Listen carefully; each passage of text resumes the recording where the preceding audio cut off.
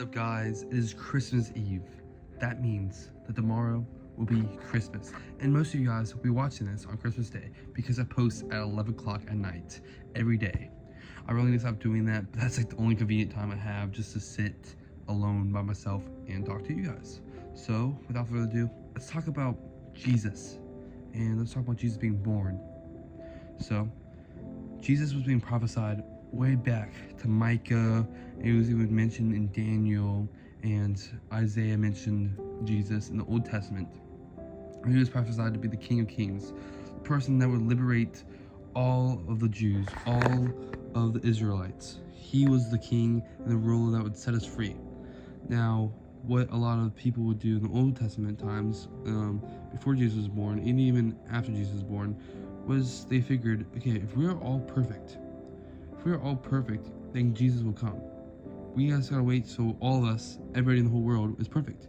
So that is what the Pharisees did. They tried making all these rules and all these things instead of like a designated time so that everybody could be perfect. Just this one time.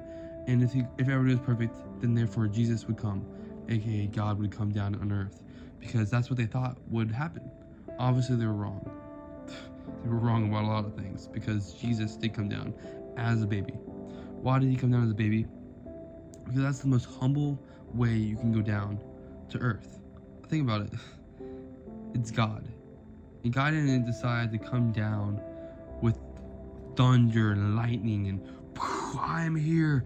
I am the King of Kings. I will wipe out every nation and I'll make them all bow down to me. No, he came down as a baby. Like, that's the most humble thing you could do, is to become a baby.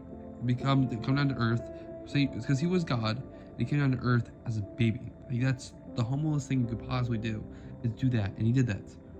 Then and he also lived his life perfectly, and he died the worst way, as I explained yesterday. And that's just crazy, because God was a baby. God lived 17. God lived my age, and he lived it perfectly. Way better than how I ever lived my life. He was your age. I mean, if you're 40 or older, he was not your age. But you've all had experiences that he experienced. Experiences like getting arguments with your parents or whatever it is, he has experienced. He's experienced really the worst part of life. I mean, because he could never sin. So he was living life on hardcore mode in Minecraft terms. But, that is the reason why we celebrate Christmas, is because he came down to die for our sins. Since he died for our sins, we're born new. We don't have to sacrifice sheep and all this other stuff because God sacrificed himself for us. I hope that has some sentimental value. Okay, thank you for dropping that, Michael. I appreciate that. That was really perfect timing. And I hope you guys learned something from this. If not, again, leave a comment. Also, what's weird is one of my friends, because it's Tuesday, right, Christmas Eve, one of my friends literally came up to me and was like, hey, I saw you on TikTok. And I was like, 700 people watch me on TikTok, right? Like, it's not that much people. But yet he found me, like, he saw me on his, like, For You page, or whatever you call it. I was like, that's weird, because, like, what's the probability of one of my friends seeing this? I get, like, slim to none.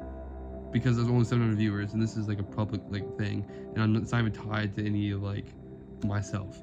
So I just thought that was random, and maybe it was just like God doing that, but that was chill. And if you learned anything, let me know. If you didn't, comment down what I can improve on, and I will see you guys tomorrow on Christmas Day. Bye bye.